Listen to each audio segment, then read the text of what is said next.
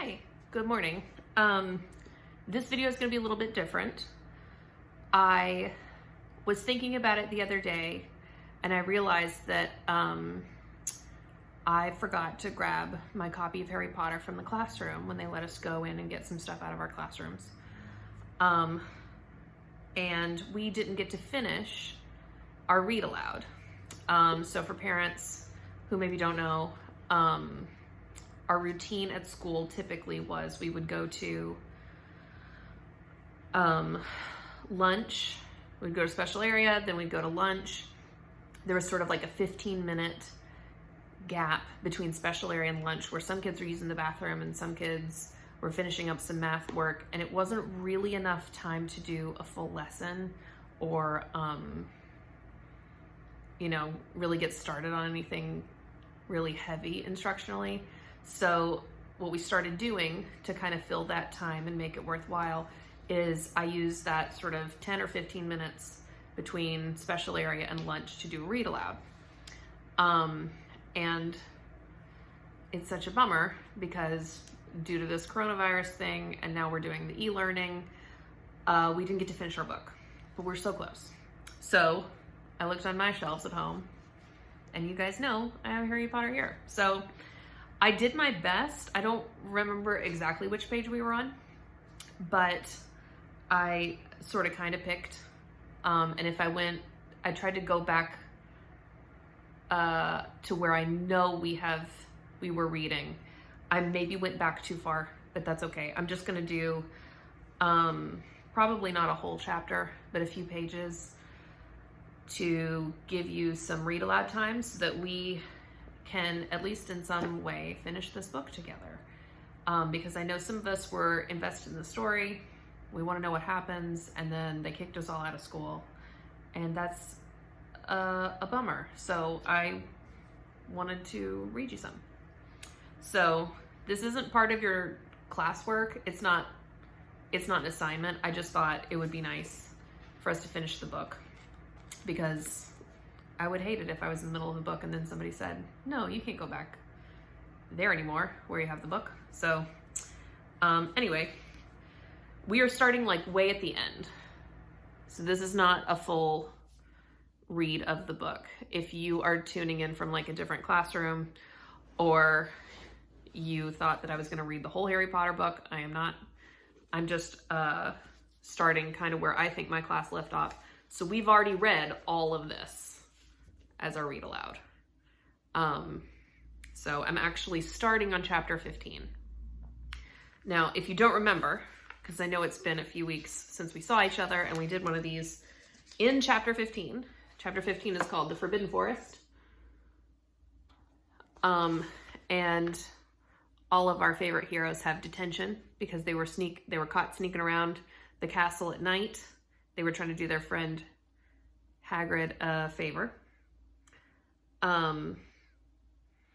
They were taking Norbert up to the tallest tower, and Norbert is the dragon that Hagrid tried to raise in his hut.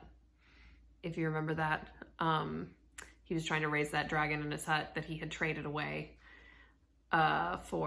he had told somebody in a cloak some information they didn't need to know so that he could get this dragon egg. And then our friends, Hermione, Harry, and Ron, were upset and worried because they thought Hagrid was going to get arrested because it's illegal to have a dragon. So they got caught sneaking around. They all get detention. And apparently in Harry Potter land, if you get detention, that means your teachers get to send you out to the Forbidden Forest where you might die. So pretty serious detention. So that's kind of where we're starting. It's chapter 15, The Forbidden Forest. So here we go. Okay, The Forbidden Forest. Things couldn't have been worse. Filch took them down to Professor McGonagall's study on the first floor, where they sat and waited without saying a word to each other. Hermione was trembling. Excuses, alibis, and wild cover-up stories chased each other around Harry's brain, each more feeble than the last. He couldn't see how they were going to get out of trouble this time. They were cornered. How could they be so stupid as to forget the cloak? There was no reason on earth that Professor McGonagall would accept for their being out of bed and creeping around the school in the dead of night, let alone being up the tallest astronomy tower, which was out of bounds except for classes. Add Norbert and the invisibility cloak, and they might as well be packing their bags already. Had Harry thought that things couldn't have been worse? He was wrong. When Professor McGonagall appeared, she was leading Neville. "Harry," Neville burst out the moment he saw the other two. "I was trying to find you, to warn you. I heard Malfoy saying he was going to catch you, and he said you had a drag..." Harry shook his head violently to shut Neville up, but Professor McGonagall had already seen. She looked more likely to breathe fire than Norbert as she towered over the three of them. "I never would have believed it out of any of you. Mr. Filch says that you were up in the astronomy tower. It's 1 o'clock in the morning. Explain yourselves." It was the first time Hermione had ever failed to answer a teacher's question. She was staring at her slippers, still as a statue. "I think I've got a good idea of what's been going on," said Professor McGonagall. "It doesn't take a genius to work it all out. You fed Draco Malfoy some crazy story about a dragon, trying to get him out of bed and into trouble. I've already caught him. I suppose you think it's funny that Longbottom here heard the story and believed it too?" Harry caught Neville's eye and was trying to tell him without words that it wasn't true, because Neville was looking stunned and hurt. Poor, blundering Neville. Harry knew what it must have cost him to try to find them in the dark, trying to warn them. "I'm disgusted," said Professor McGonagall. 4 students out of bed in one night. I've never heard of such a thing before. You, Miss Granger, I thought you had more sense. As for you, Mr. Potter, I thought Gryffindor meant more to you than this. All 3 of you will receive detentions. Yes, you too, Mr. Longbottom. Nothing gives you the right to walk around school at night, especially these days. It's very dangerous. And 50 points will be taken from Gryffindor."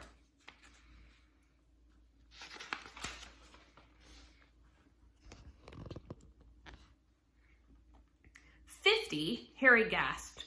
They would lose the lead he'd won in the last Quidditch match. 50 points each, said Professor McGonagall, breathing heavily through her long pointed nose. "Professor, please, you can't." "Don't tell me what I can and can't do, Potter. Now go back to bed, all of you. I've never been more ashamed of Gryffindor students." 150 points lost. That put Gryffindor in last place. In one night, they'd ruin any chance Gryffindor had for the House Cup. Harry felt as though the bottom had dropped out of his stomach. How could they ever make up for this?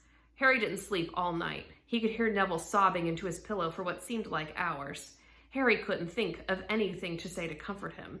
He knew Neville, like himself, was dreading the dawn. What would happen when the rest of Gryffindor found out what they'd done?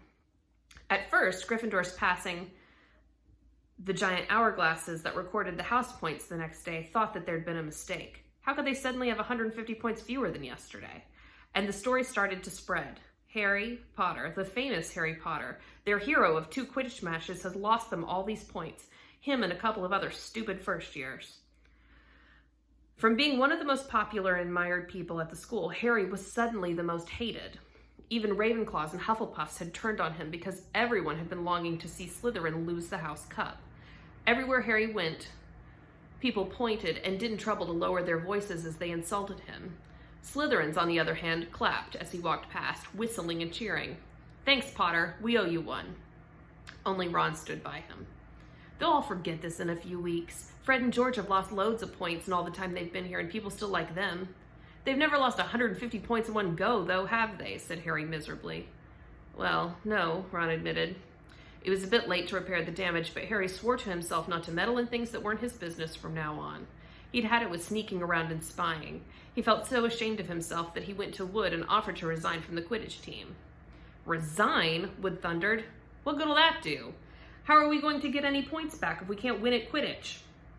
But even Quidditch had lost its fun. The rest of the team wouldn't speak to Harry during practice, and if they had to speak about him, they called him the Seeker. Hermione and Neville were suffering too. They didn't have as bad a time as Harry, but they weren't as well known. But no one would speak to them either. Hermione had stopped drawing attention to herself in class, keeping her head down and working in silence. Harry was almost glad that the exams weren't far away. All the studying he had to do kept his mind off his misery. He, Ron, and Hermione kept to themselves, working late into the night, trying to remember the ingredients in complicated potions, learn charms and spells by heart, and memorize the dates of magical discoveries and goblin rebellions. Then, about a week before exams were due to start, Harry's new resolution not to interfere in anything that didn't concern him was put to an unexpected test. Walking back to the library on his own one afternoon, he heard somebody whispering from a classroom up ahead. As he drew closer, he heard Quirrell's voice. "No, no, not again, please." It sounded as though someone was threatening him. Harry moved closer. All right, he heard Quirrell sob. The next second, Quirrell came hurrying out of the classroom, straightening his turban. He was pale and looked as though he was about to cry. He strode out of sight, and Harry didn't think Quirrell had even noticed him. He waited until Quirrell's footsteps had disappeared, and then peered into the classroom. It was empty, but a door stood ajar at the other end. Harry was halfway toward it before he remembered what he'd promised himself about not meddling. All the same, he'd have gambled 12 Sorcerer's Stones that Snape had just left the room. From what Harry had just heard, Snape had been walking with a new spring in his step. Quirrell seemed to have given in at last. Harry went back to the library where Hermione was testing Ron on astronomy.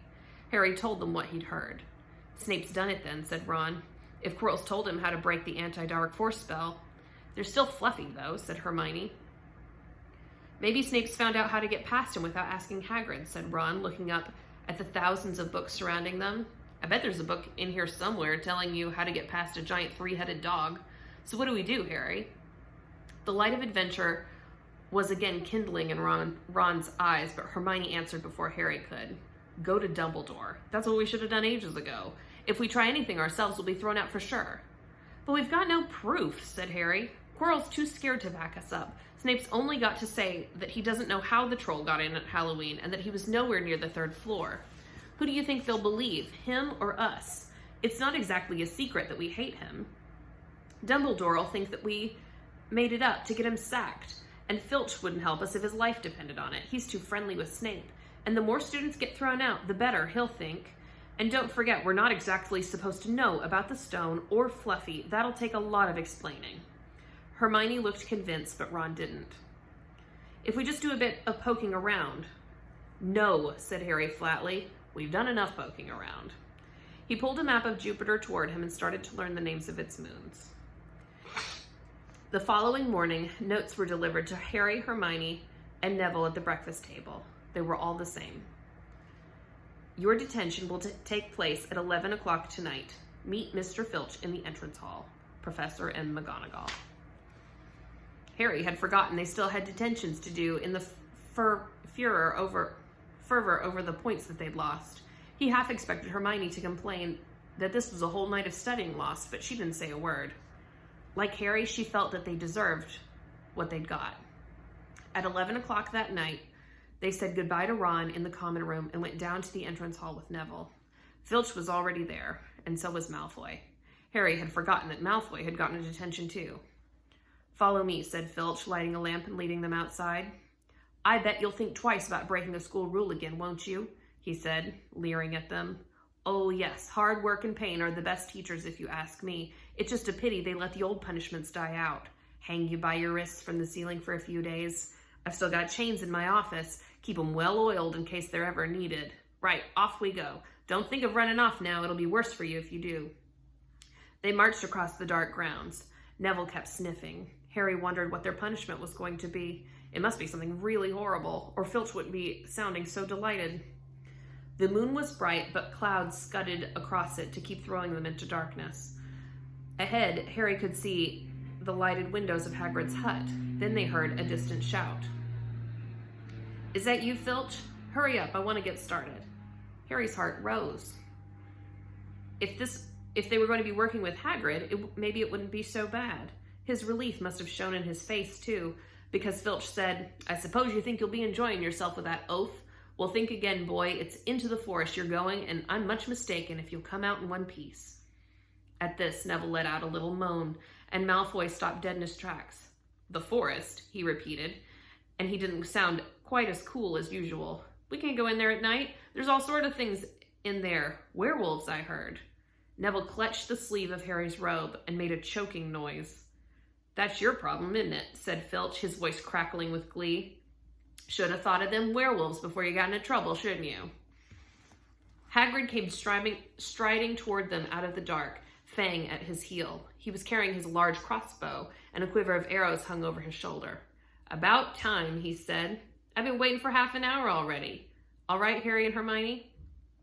I shouldn't be too friendly to them, Hagrid, said Filch coldly. They're here to be punished, after all. That's why you're late, isn't it? Said Hagrid, frowning at Filch. Been lecturing 'em, eh? It's not your place to do that. You've done your bit. I'll take 'em over from here. I'll be back at dawn, said Filch, for what's left of them, he added nastily, and then he turned and started back toward the castle, his lamp bobbing away in the darkness. Malfoy now turned to Hagrid. I'm not going in that forest, he said, and Harry was pleased to hear the note of panic in his voice. You are if you want to stay at Hogwarts, said Hagrid fiercely. You've done wrong and now you've got to pay for it. But this is servant stuff. It's not for students to do. I thought we'd be copying lines or something. If my father knew I was doing this, he'd tell you that's how it is at Hogwarts, Hagrid growled. Copying lines? What's good that to anyone? You'll do something useful or you'll get out. And if you think your father'd rather you were expelled, then go on back off to the castle and pack. Go on. Malfoy didn't move. He looked at Hagrid furiously, but then dropped his gaze. Right then, said Hagrid. Now listen carefully, because it's dangerous what we're going to do tonight, and I don't want no one taking risks. Follow me over here for a moment. He led them to the very edge of the forest. Holding his lamp up high, he pointed down a narrow, winding earth track that disappeared into the thick black trees. A light breeze lifted their hair as they looked into the forest. Look there, said Hagrid. See that stuff shining on the ground? Silvery stuff? That's unicorn blood. There's a unicorn in here, been hurt badly by something, and this is the second time in a week. I found one dead last Wednesday. We're going to try to find the poor thing, and we might have to put it out of its misery. And what if whatever hurt the unicorn finds us first, said Malfoy, unable to keep the fear out of his voice. There's nothing that lives in this forest that'll hurt you if you're with me or Fang, said Hagrid, and keep to the path. Right now, we're going to split into two parties and follow the trail in different directions. There's blood all over the place. It must have been staggering around since last night at least. I want Fang, said Malfoy quickly, looking at Fang's long teeth. All right, but I warn you, he's a coward, said Hagrid. So me, Harry, and Hermione will go this way, and Draco, Neville, and Fang will go the other. Now, if any of us finds the unicorn, we'll send up green sparks, all right? Get out your wands and practice now. That's it. And if anyone gets in trouble, send up red sparks, and we'll all come and find you. So be careful. Let's go. 17 minutes. Okay, I think we're going to pause there, and I'll do another one, and we'll finish out this chapter. We only have, this is chapter 15, and this is really one of the reasons I want to do this is the book only has 17 chapters. So we've got chapter 15, chapter 16, chapter 17, and then we're done. So I didn't want to leave you guys hanging. So anyway, I'll do another one later. I hope you enjoyed it. I miss you guys. See you later.